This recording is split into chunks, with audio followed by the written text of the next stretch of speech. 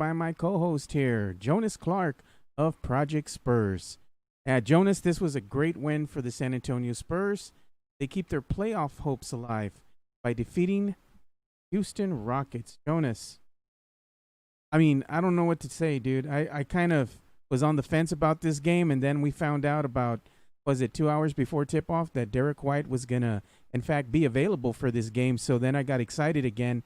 I just didn't want to have my heart broken, but I'm glad they got the win, against the Houston Rockets by a final score of 123-105. The San Antonio Spurs are going to actually need some help today because we have the Suns playing. We also have the Phoenix Suns. We have the Memphis Grizzlies, the Portland Trailblazers playing. Everybody who's in front of us and is right there with us in the West is playing today. So it's going to be a long day of watching games and hoping, that some of these teams will lose. Namely, we need the Suns to lose, and we also need Portland Trailblazers to lose. If the Grizzlies lose, that helps us that much more. So we keep winning, though, but that's the important thing. Brian Mendoza, he's a big Houston Rockets fan, joining us here on Facebook. Spurs just wanted it more. The Rockets played like trash and didn't want it. Well, the Rockets were without one of their better players in James Harden. So you have that. Russell Westbrook was getting locked up all game by Keldon Big Body Johnson, who had a team, not a team high, but he had a career high 24 points. So that was something right there. Keldon came to play today. Yeah, big game. And Jonas, what did you see in today's games? What were your observations? Well, I think the big thing was we were definitely helped by the absence of James Harden, but there is a second star over there in Houston, and we took care of business against Russell Westbrook. And just they highlighted it at the halftime break, but the difference in 3-point shooting and 3-point effectiveness, and we really limited the Houston Rockets to 3-point attempts. I think they had 17 in the first half, and that's definitely below pace for their team that's kind of built around the 3-point shot. And granted, they were missing, not just James Harden, but I think House was out tonight. I can't recall. They had another mid-tier name missing this evening too. But if you're on the Houston Rockets, you know how to shoot a 3-ball. So really, Ben Gordon. It's just great. I'm sorry? Gordon was out too. Yeah, Gordon was out.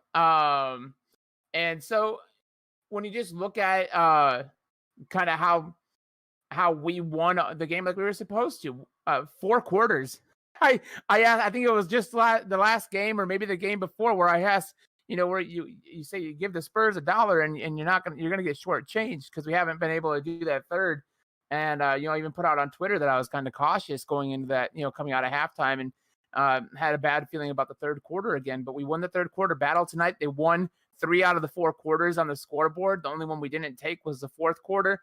But we had, an Austin rotation out there with the exception of Marco Bellinelli for the entire final, 3.5, 4 minutes of this game. So I'll definitely take that. Okay. Spurs looked good right out of the gate. They played with the energy. They didn't let Houston get out to a big lead. You could tell Derek White was bothered by his injury, but he was still playing at a high level. He was still drawing charges, playing defense, while he wasn't scoring at the pace that we're used to. He did a lot of little things out there to really set this team up, get the win today. And, just kudos to everybody all around. I think everybody played an all-around great game. It was a good team effort all around from everybody. Jakob Portal, Drew Eubanks, DeMar DeRozan, Dejounte Murray, Derek White, Lonnie Walker. Everybody was contributing. Rudy Gay again, was contributing again. Even though he's a savvy vet, and he's getting up there in age, he was still balling today. So, couldn't say enough good things about everybody. They got in a little bit of trouble there in the third. They were able to kind of compose themselves again. Rockets started putting the pressure on them near the end of the third, beginning of the fourth. Spurs were able to withstand the storm, so to speak, find ways to score. And then, they started knocking down threes, and the game just opened up again for them. And that was it. Yep. Unfortunately, Houston dug themselves a hole so deep they just couldn't climb back out of it. So good, well-around effort from everybody tonight. I'm going to go ahead and look at some of the stats, but I know that we have that Utah game coming up, on Thursday. That's going to be a pivotal game, dependent on what happens today, in all these other games that we have. I'm just nervous, man. I don't know how else to say it. I'm scared, that we might not get what we need. But you know what? Regardless of what happens, it's like Coach Pop said. If the Spurs make the playoffs, it's icing on the cake. But he was ecstatic by that quote that I saw earlier today of the progress of all the younger players, as far as what they have been doing, the progression that they've made. And he said, hey, if they make the playoffs, that's just icing on the cake. But he's really happy with how everybody has developed. Today, we had DeMar DeRozan playing 28 minutes, 23 points. DeJounte Murray, 29 minutes, 11 points. Laka, your boy, 27 minutes, 14 points. Lonnie Walker. And 12 rebounds. 12 rebounds. A double-double from Jakob Poeltl. That's what I've been begging for, and I got it again. 6 of 7 for shooting from the floor tonight, so you have that as well. And 2 of 3 from the stripe. Oh, yeah, 2 of 3 from the stripe. What a night for Jakob Poeltl. Yep, and then we had Lonnie Walker with 29 minutes. He had 12 points on the night. Derek White, 25 minutes, he had 7 points on the night. Marco Beninelli played 21 minutes, 13 points. Drew Eubanks, 14 minutes. He had 4 points, 7 rebounds, and he had 1 of 4. So he wasn't really good from the floor as far as shooting, but he was contributing out there. Rudy Gay, he had 18 minutes tonight. He had 13 points. Keldon Big Body Johnson, 25 minutes on today's game, 24 points. He had 11 rebounds, 8 of 12 from the field. I mean, 3-pointers, 3 of 3. His free throws, 5 of 5. I mean, the kid is just unreal. The plus minus, he was plus 21 on the night. So Keldon Big Body Johnson brought it. Quindary Weatherspoon, I was happy to say, got a little bit of run out there, and so did Lukas Samanic. Even though they didn't score any points, at least they got some run out there. And let's go ahead and read some of the comments from our viewers right here. Thank you guys for everybody who's listening, and tuning in right now. We greatly appreciate y'all's support. We couldn't make this show go without you, so thank you so much for interacting with us. Shout out to you, Brian Mendoza. Gail, she's in here. She says, hi, y'all. Great game today. It was. Manny Jimenez, hell of a game by Johnson. Future is so bright. Need some help now. I agree with you. And Gail again, go Spurs, go.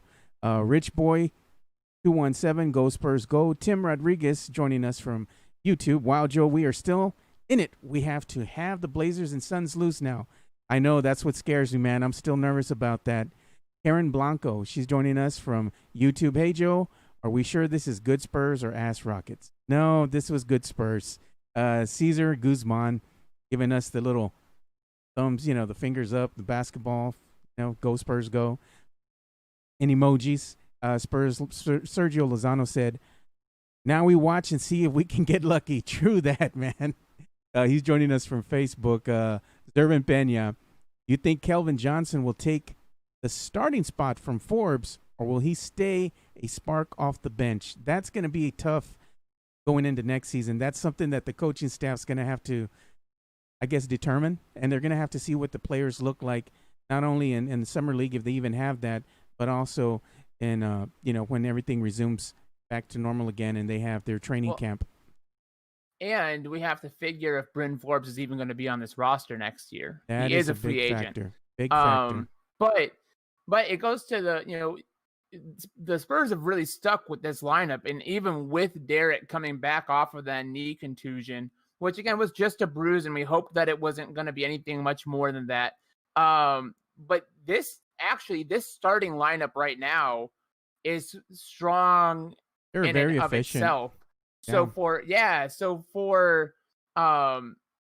I think that Bryn has already lost the starting job, which if you go to what I've said and been preaching all along over the last 2 years, that I've been doing this with you here, Joe, Bryn Forbes is not a starter, right? But I think that Lonnie has shown that he fits really great in that starting spot. And then as Ben and I were talking about, I think on the last episode of Spurs Takeover that it's going to actually be Lonnie's spot that Keldon sends to the bench. And then you have Lonnie coming in as your sixth man with Keldon taking that starting role. But he definitely stepped up, and took care of his business today. This is, I think, his second big performance that we've seen in Orlando from Keldon, where he's top 20 points and just another very efficient night shooting. I wanted to go back to a comment that you had read where, and it's the one that I look forward to The ass Rockets every time we come on here. Yeah, is it good Spurs or ass Rockets? And actually, Joe, I think that it's a mixture of both tonight. Yes, I totally agree. Bryn Forbes is not a starter. Been preaching that all along. But this was an ass Rockets team. Again, they live and die by the three. And this afternoon, I keep wanting to say evening. This afternoon, they shot 29% against the Spurs, 40%. Okay, so if whenever you go into a battle, you want to be able to do what you do well. Whatever your strategy is, you want to be able to do it well. And if you can't do it well, then you expect to kind of lose that game. So I think that, especially as we came down the stretch, the Houston Rockets kind of knew they were just out of this from the get-go. And that's where, you saw the Spurs build a 20-plus point lead and be able to maintain that for most of this game. And so I'm going to actually say that it's a combination, but the Spurs did what they were supposed to do, and they did their job. They deserved this win. So I'm not going to take that away from them. But this Rockets team, they were ass tonight. So I'm going to give that answer a 50-50. It's a combination, and that's what gives you your score differential of the night. Yeah, everybody's nervous. They said the Sixers are sitting guys out tonight, so that doesn't bode well for us because we needed to root for the 76ers today. But they're sitting people out. I don't know, man. That's going to be a tough one. Let's go ahead and see what some of the other people were saying here, too. Shout out to Alexander Mesquite. He has just joined Spurs going to the playoffs. See you on Commerce Street. Maybe, Alexander, maybe we'll all go honking. That'll be a thing. It saves social distancing. We're in our cars. We can honk. As long as we're wearing our masks. Do you honk even if you just make the playoffs? Then are we going to go honking? Yeah, because definitely. We had to play this bubble. This play-in was kind of a playoff of itself. I know we need to definitely go honking if the Spurs make the playoffs. I want to see everybody out there honking, wearing their Spurs gear, wearing their mask, hanging out the windows, giving high fives, that kind of thing. It'll be fun. We haven't had anything to celebrate for quite some time with the Spurs because the season was so up and down. But now we have some excitement, and if they definitely do get into the playoffs, hell, we're going honking, bro. I'm going to put you in the car with me. I got flags and everything. We're going to paint our faces. We might just have to go live doing that, too. We're the only ones. Hey, we're still going to go honking. You don't think that's going to diminish honking at all? No. You don't think that that's going to take away from what it really represents? It's one thing, and it's going to be kind of something that we have to watch, I think, as a fan base and as definitely as a team moving forward. If we get to the opportunity to advance through this bubble where they still have a mission to accomplish. And what are our expectations? I don't want to look too far down, but if things go our way, like you said, we need a lot of help still, but we're taking care of our part. And then if we do end up advancing, we still got business to take care of. I don't know if that's quite honking yet, because I want to see what this team can do. People are already agreeing with me, Jonas. They want to go honking. Let us have our fun and let us go honking. And we want to go honk, damn it. I'll let y'all go. I'm not going to be in the car for this one, Joe. I think I'm going to save it. I want that first, because you and I went honking after the 2005 replay. I want my first San Antonio honking experience to be a title. Oh, there you go. Well, might be having to wait for a little bit there because Spurs are still, I think, 2 or 3 seasons away from title contention. Because we need best things in life are worth waiting for. Yeah, we needed the younger generation here to kind of develop a little bit more. But I am, excited nonetheless. If the Spurs get some help from the other teams, we can be playing for that play-in, that game on Saturday. That's going to be interesting. That's going to be win or go home. You can't say anything else other than you have to win twice in order to advance to get that 8th seed. So that would be something, man. And you know what? I'm still very proud of this team, regardless of what happens this season. As many of you guys are as well. I just think that they've battled. They found ways to kind of reinvent themselves here in the hiatus, come back. The NBA restart, and look at how good they've been playing in the bubble. Especially the youth. Who would have thought that? It just goes to show you how well the coaching staff has been developing these young players. And like Coach Pop said, he's just very proud of this team, and I think we all are. Let's see what some of the viewers are saying here. Frank Ramirez, great win. Yes, shout out to you, Frank. David Otwater, Blazers and Sun play Mavericks. Yeah, I know. I'm nervous, man. That's all I can say. Linda Frazier, he goes, I don't know about you, Joe, but I'm not gonna get my hopes up. Every team we has beaten or have beaten us. So I don't know, man. It's a different team right now. This is a different Spurs team. We can't base it on the team that we saw earlier in the season. This team is playing at a higher level. Everybody's putting in I guess a lot more of an effort, not only just on the offense, but on the defensive end as well. And we're seeing that night in and night out. Yes, they still make some mistakes, but that's inexperience right now. But every game, they're just getting better and better. So there's a lot of things to like with the Spurs moving forward. If they make it into the playoffs, this is exactly what this youth needs. They need to see a playoff game to get that much more experience, because that's going to make them even better for next season. The further the Spurs go, the better that our youth will get. So I'm looking forward to it. Let's see what Frank Ramirez says. He says the future looks bright. Tim Rodriguez says, come on, Jonas, let's go honking if the Spurs win and make the playoffs. I'm with you, man. Toddy God says the Suns surprise their players with starting lineups announced by their families at home is sweet. Will just motivate them further. Yeah, the Suns are just playing at a high level right now. They look like they're really trying to go undefeated in their NBA restart at the bubble.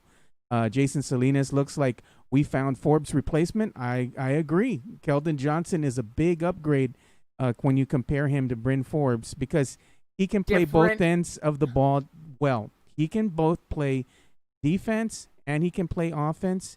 He has a different mentality as far as the aggression that he shows out there on the court. I personally would rather see Keldon start in lieu of Bryn Forbes. I would much rather see Bryn come off the bench, but that's my preference. Right, but a roster is made out of 17 guys, right? When you add in your two-way contracts, that's 17 total players to pull from. 15 to actually get to make the trip to, be on court, on the side of the court for games.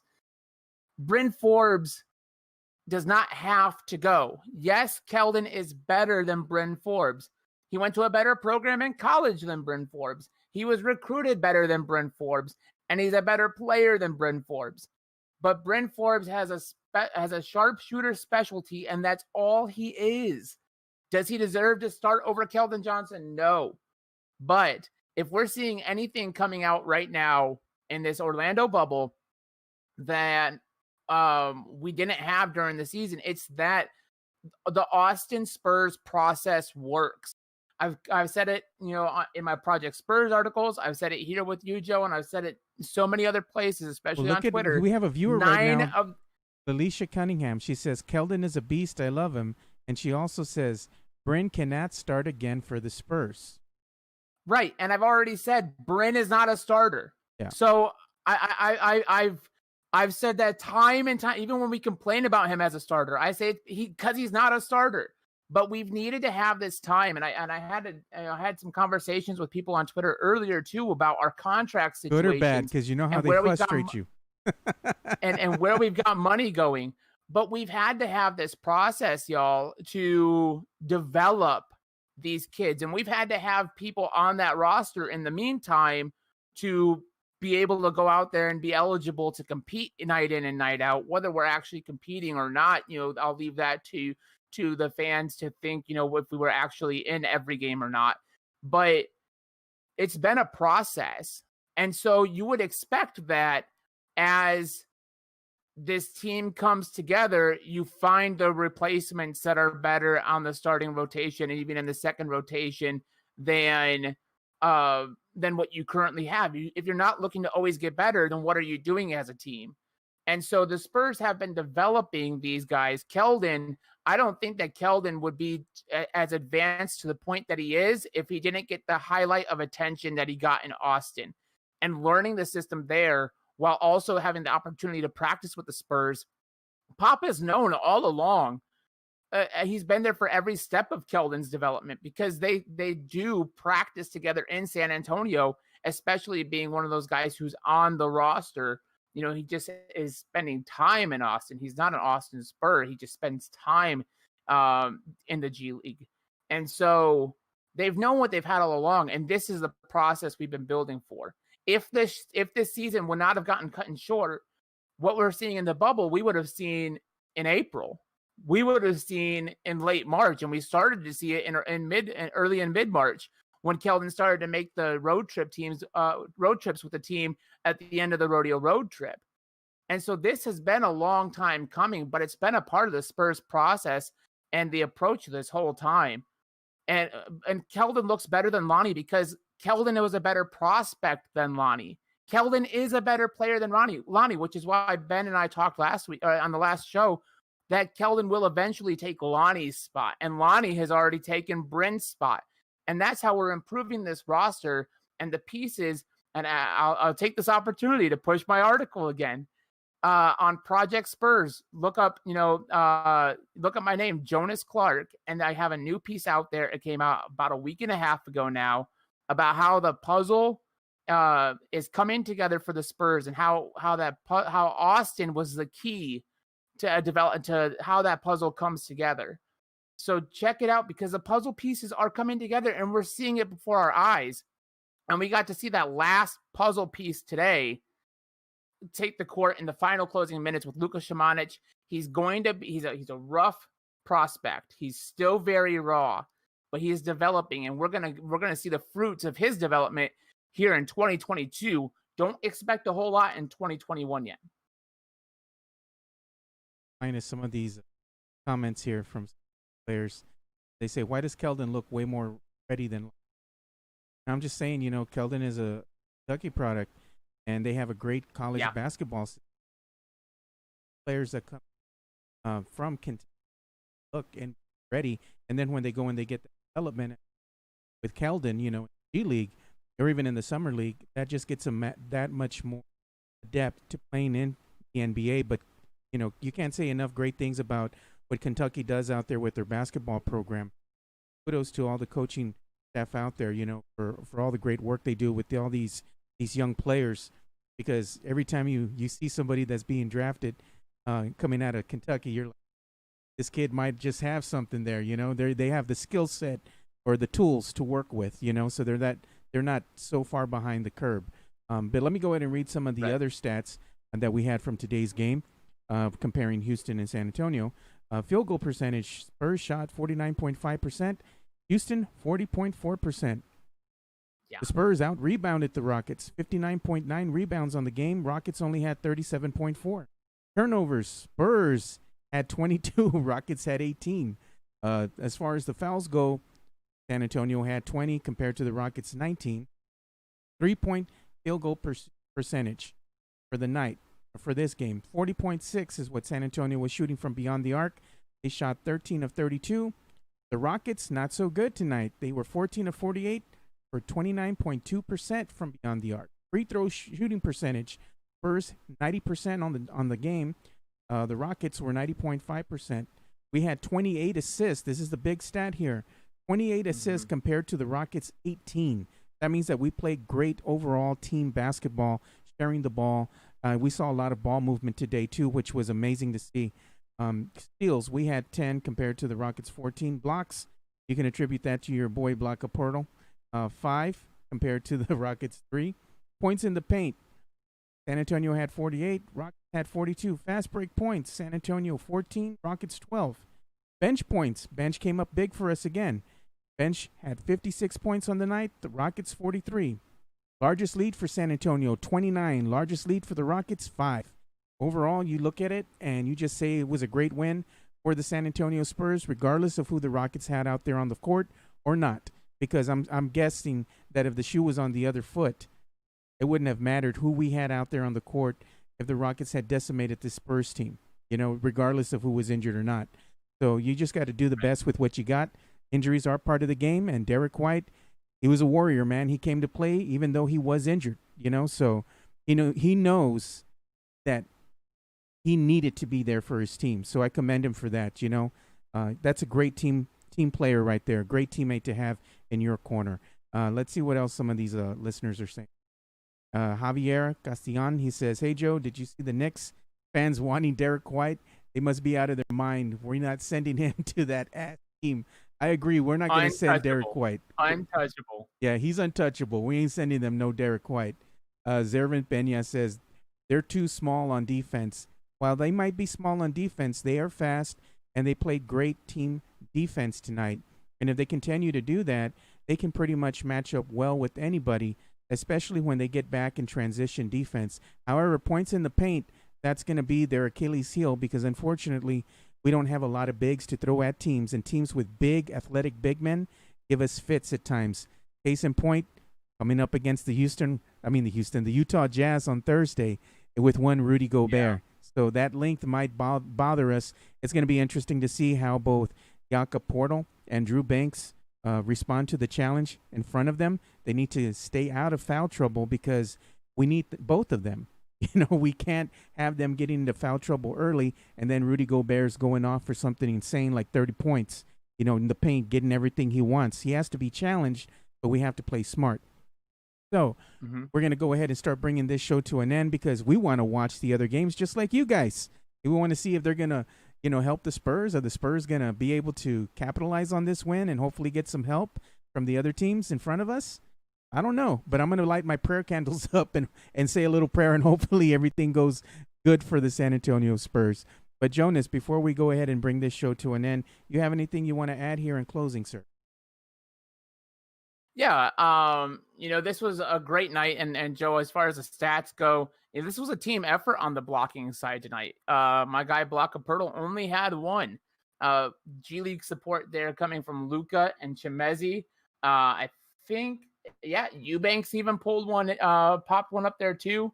So, there's a lot of hustle in these young guys.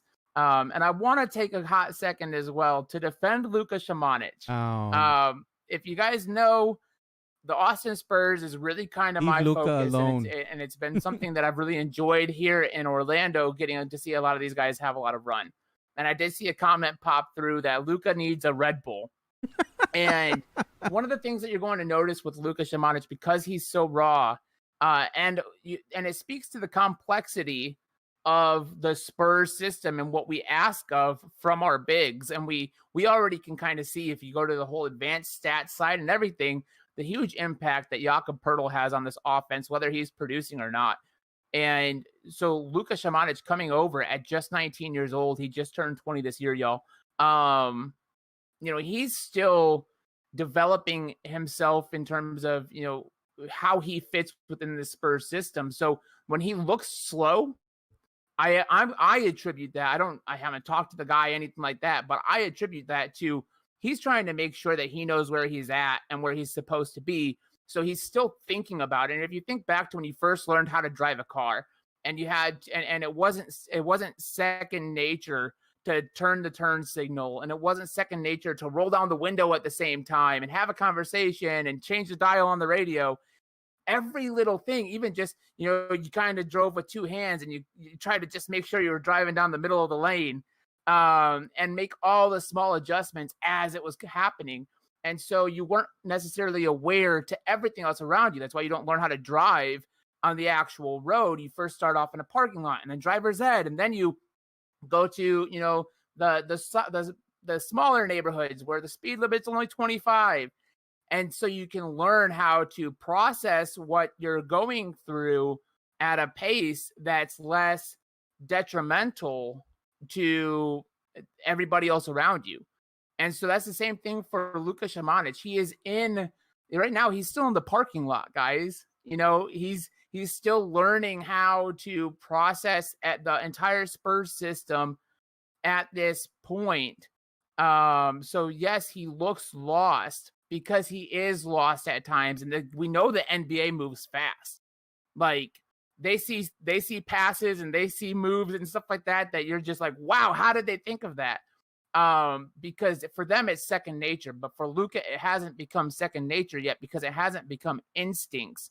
What he provides in terms of size and his skill set is going to be awesome. It's going to be great, but he's got to get to the point where the driving, playing is second nature. So I just wanted to take that second because we haven't seen a lot of Luka.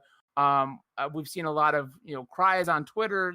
Play Luka, get him out there. We want to see our first pick because he was selected ahead of Keldon Johnson. And so I think that if we can take that approach with Luka, it's going to be a little bit longer. He's just got his learner's permit. He just came over to the NBA. Give the kids some time to go ahead and develop. But we can speak to Keldon Johnson. We've already talked about it at length here, how he's the blue chip product. He's going to, he's eventually going to be a franchise piece here if he isn't already. I think that between him and Derek White, those are your two untouchable players on this roster. You can make an argument for trading anybody else out, but we don't really need it. We're in a very beneficial position to where we don't need to talk about trading anybody because we're going to see this team grow. They got to win today. Let's go out and get another one on Thursday, especially now that we know the time against the Jazz. And the chips will fall where they fall. But this season will not be a lost season if the Spurs do what they need to do down the stretch. And they took care of business tonight. They got one more game, and then just take it one game at a time from here as well. Yep. So with that, Jonas, we're going to go ahead and bring this show to a close. Hopefully everything goes in our favor, and we're talking about the Spurs playing against the Jazz for a buy-in game. Where can the people follow you on Twitter, Jonas? At Jark Clonus. If you've disagreed with anything that I've said here, I'm glad to talk it out and maybe let me know where you're coming at it from and where you see this team's future at Jark Clonus on Twitter. Of course, if you want to check out any of the pieces I have, it's on Project Spurs. I got a piece up there from back in February looking at Drew Eubanks' future with this team. I think that looking back, hindsight's 2020. After seeing his performance here in Orlando, he might have performed his way into a contract. Some Austin Spurs that I really like that could get an opportunity, and I think deserve an opportunity on the two-way contracts we have opening up.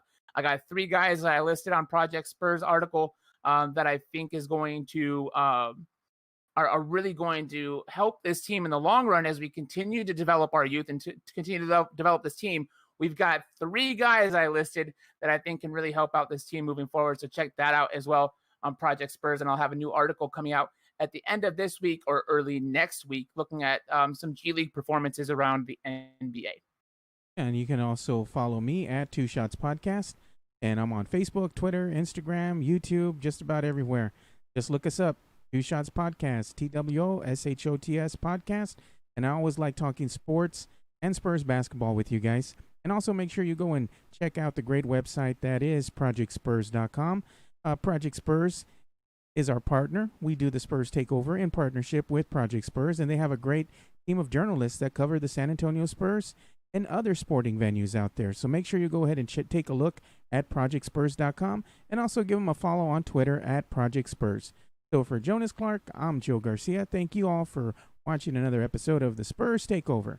Like we always say, spread the love, stop the hate, be kind, we're out.